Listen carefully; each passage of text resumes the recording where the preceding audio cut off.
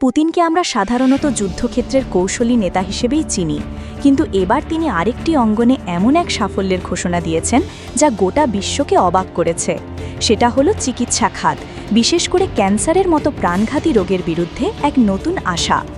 দশকের পর দশক ধরে ক্যান্সার পৃথিবীর সবচেয়ে ভয়াবহ ব্যাধি হিসেবে মানুষের প্রাণ কেড়ে নিচ্ছে।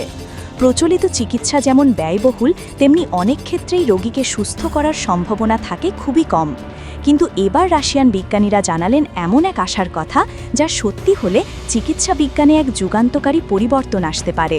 রাশিয়ার ফেডারেল মেডিকেল অ্যান্ড বায়োলজিক্যাল এজেন্সির প্রধান ভেরোনিকা স্কোভরৎসোভা ঘোষণা করেছেন, রাশিয়ার বিজ্ঞানীরা ক্যান্সারের বিরুদ্ধে কার্যকর একটি ভ্যাকসিন তৈরি করেছেন। নাম দেওয়া হয়েছে এন্টেরোমিক্স। এই ভ্যাকসিন তৈরি হয়েছে সর্বাধুনিক mRNA প্রযুক্তি ব্যবহার করে, যে প্রযুক্তি দিয়ে তৈরি হয়েছিল করোনা ভাইরাসের টিকা। তবে পার্থক্য হলো এখানে শরীরের কোষকে এমনভাবে প্রস্তুত করা হয় যাতে তা নিজেই প্রতিরোধ ক্ষমতা গড়ে তুলে ক্যান্সারের টিউমারের বিরুদ্ধে লড়াই করতে পারে।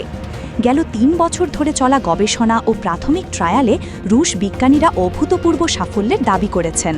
পরীক্ষার ফলাফলে দেখা গেছে টিকা দেওয়ার পর টিউমারের আকার ৬০ থেকে ৮০% পর্যন্ত সংকুচিত হয়েছে। আর সবচেয়ে বড় কথা, বারবার প্রয়োগ করার পরও ভ্যাকসিনটি নিরাপদ ও কার্যকর প্রমাণিত হয়েছে। বিজ্ঞানীরা বলছেন এই ভ্যাকসিন ক্যান্সারের চিকিৎসায় এক নতুন দিগন্ত খুলে দিতে পারে।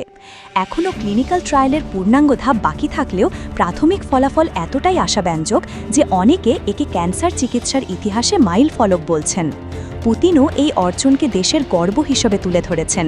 তার ভাষায়, রাশিয়ার বিজ্ঞানীরা শুধু নিজেদের জন্য নয়, বরং সমগ্র মানবজাতির জন্য কাজ করছেন। বিশ্বের কোটি কোটি মানুষ যে রোগের কাছে অসহায়, সেই ক্যান্সারের বিরুদ্ধে রাশিয়ার এই ভ্যাকসিন যদি বাস্তব প্রমাণিত হয়, তবে চিকিৎসা বিজ্ঞানে শুরু হবে এক নতুন অধ্যায়। এখন প্রশ্ন হলো, এই ভ্যাকসিন কি সত্যিই ক্যান্সারকে হার মানাতে পারবে, নাকি এটি কেবল গবেষণাগারের দেয়ালের ভেতরেই সীমাবদ্ধ থেকে যাবে? বিশ্ব অপেক্ষা করছে সেই উত্তরের জন্য।